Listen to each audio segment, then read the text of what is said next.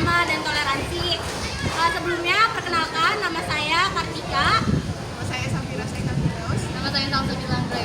Nama saya Hanifati Absari. Nama saya Dara. Nama saya Pratama.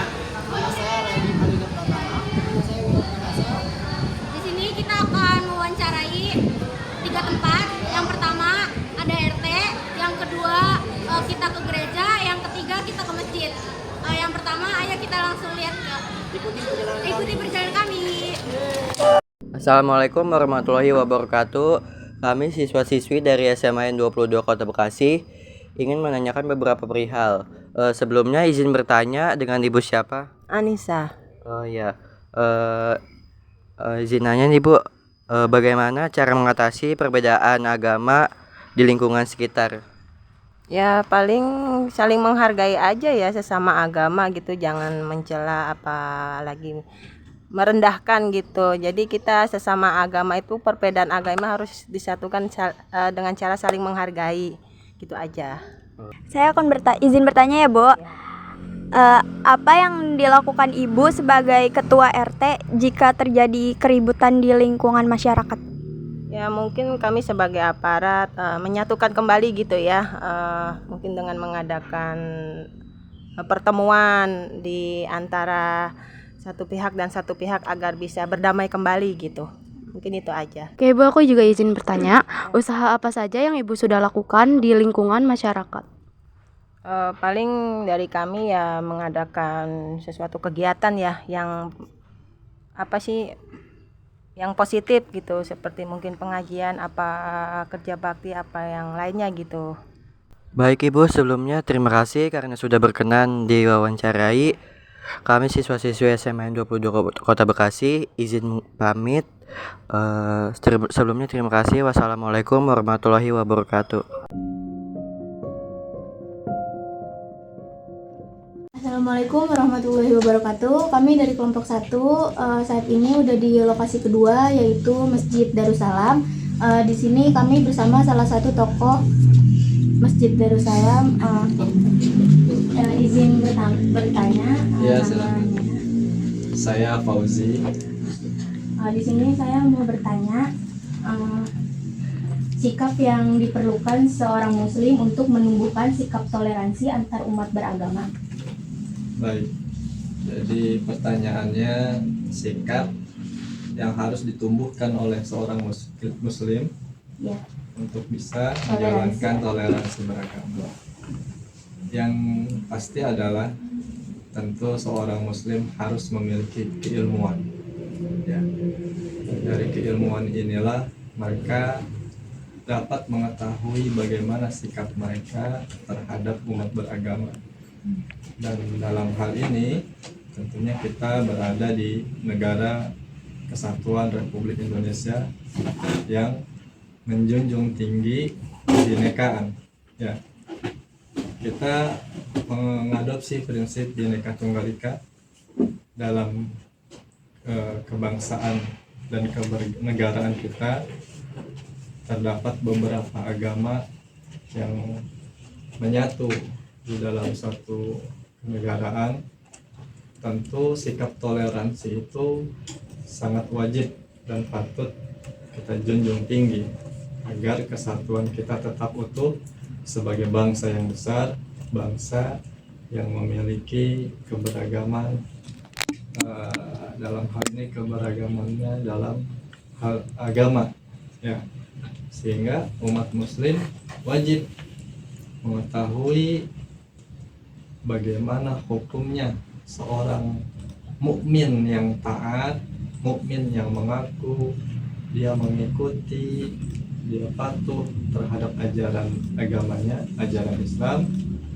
Maka sewajibnya, selayaknya dia mengetahui bagaimana dia harus menghormati sesama saudara sebangsanya yang berbeda agama. Izin bertanya ya Pak Ustadz. Ya. Bagaimana cara Pak Ustadz membangun hubungan yang harmonis antar umat beragama? Ya. Jika pertanyaannya bagaimana cara, berarti lebih ke arah teknis ya. Untuk teknis, karena kami di sini bergerak dalam lembaga keagamaan sosial, dan alhamdulillah di sini juga kami sudah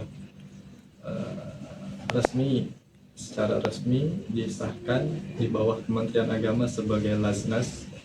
Lasnas itu adalah lembaga amil zakat nasional.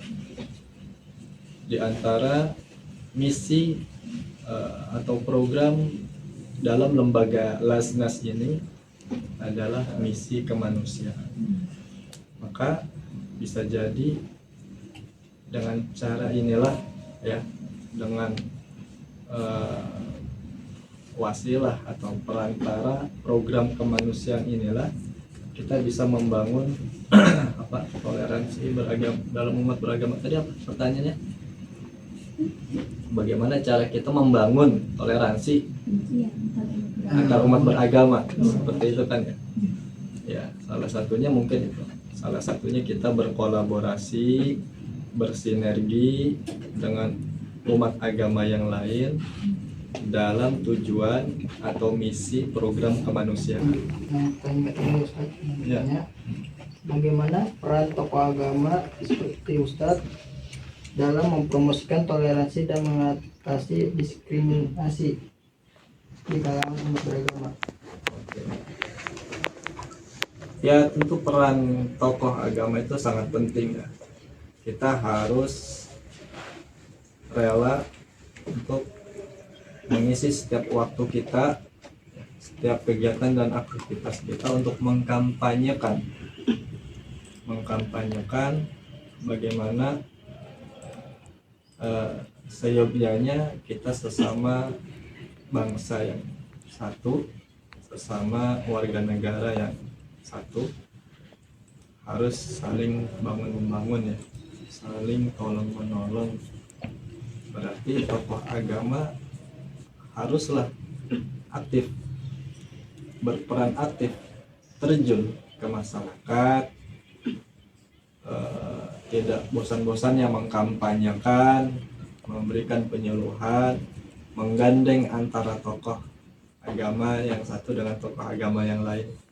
Kita berarti kan tidak bicara agama Islam saja, artinya bisa saja antara tokoh beragama itu membuat satu kegiatan ya, seperti tadi contohnya untuk kegiatan kemanusiaan, dan kita mengusung bendera kesatuan Republik Indonesia begitu ya, bekerja sama dengan bahasa diskriminasi agama atau opini yang menggiring perspektif negatif tentang beragama, opini-opini yang membangun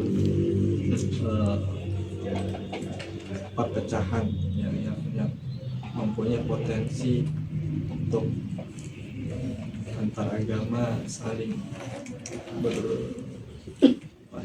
bergesekan, beradu argumen hingga kepada perpecahan.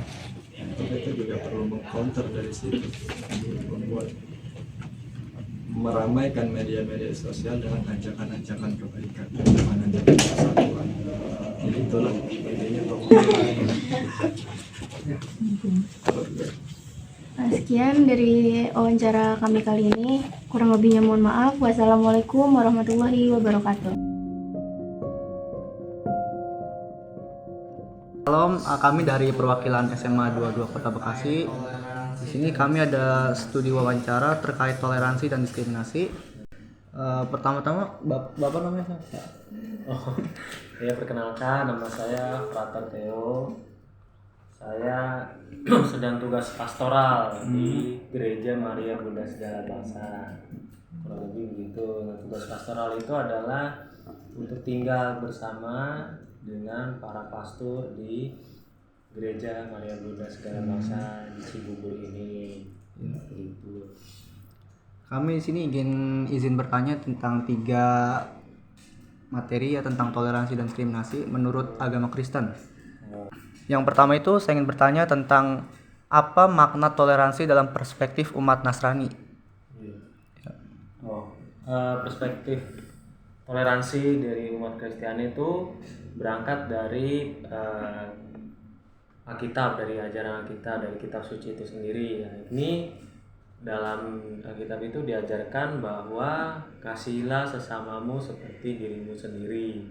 Artinya ketika kita mengasihi diri sendiri, kita cinta pada diri sendiri, kita juga bisa mengasihi orang lain, bisa mengasihi sesama gitu. Seperti layaknya orang pacaran. Nah, yang bucin misalnya nih, sampai yang bucinnya dia bisa mengasihi pacarnya. Sebaliknya harusnya ketika sudah bisa mengasihi, mencintai pacarnya, berarti dia bisa mengasihi diri sendiri. Sama dengan kita sebagai umat beragama ya kan, ketika kita sudah mencintai sesama kita, andanya kita harus mencintai ciptaan yang menciptakan semua makhluk hidup, yakni Tuhan sendiri. Kalau saudara-saudari ini kan dari Muslim ya kan, dari Allah yang Maha Besar ya kan, Allah yang Maha Besar gitu. Itu yang dimaksudkan dengan toleransi. Artinya ketika toleransi itu adalah bentuk dari saling mengasihi gitu, tidak memandang lagi manusia itu sebagai orang lain, tetapi sebagai sesama kita, sebagai manusia gitu. Lanjut pertanyaan kedua. Perkenalkan, nama saya Akbar Maulana. Saya izin bertanya, apa peran pengampunan dalam mempromosikan toleransi? Ya, kalau dalam pengampunan dalam umat Kristiani itu adalah diajarkan dalam kitab suci adalah mengampuni sebanyak 70 kali 7. Artinya pengampunan itu tidak terbatas, tidak pernah ada yang namanya syarat gitu. Misalnya tadi berangkat dari orang pacaran tuh, tadinya misalnya pasangannya matre, nah di sini ada yang matre enggak kan? Ada yang nggak tahu diri, misalnya pacarnya mintanya dijemput terus. Nah kalau misalnya udah dijemput masih aja ngambek, nah itu yang ras-ras terkuat di bumi itu biasanya kan? Nah tapi tetap sayang kan, nah tetap bisa mencintai, tetap bisa mengenal pacarnya sebagaimana kalanya gitu. Sama dengan pengampunan, ketika kita bisa mengampuni harusnya kita lepas dari apapun yang menjadi hambatan-hambatan, halang-halangan, dan yang menjadi tantangan kita. Kita harus tetap bisa mengampuni orang-orang yang bersalah kepada kita. Orang-orang yang misalnya ngutang, nah yang ngutang-ngutang itu kan yang tidak pernah bayar, yang ditagih justru lebih galak, nah kan bisa gitu. Nah itu salah satu contohnya. Artinya tidak pernah ada syarat untuk pengampunan. Sehingga kalau namanya pengampunan tuh harus tulus, jangan pakai logika, tapi pakai hati. Begitu. Yang ketiga. Terima kasih. Sama-sama. Sebelumnya perkenalkan, nama aku Salsa Biola. Di sini aku mau bertanya, apa contoh dari praktik toleransi dalam kehidupan sehari-hari umat Nasrani? Praktek toleransi pertama adalah dialog. Ya.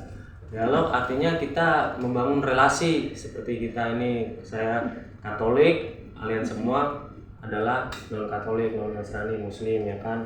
Nah dalam dialog itu kita saling mengenal satu sama lain.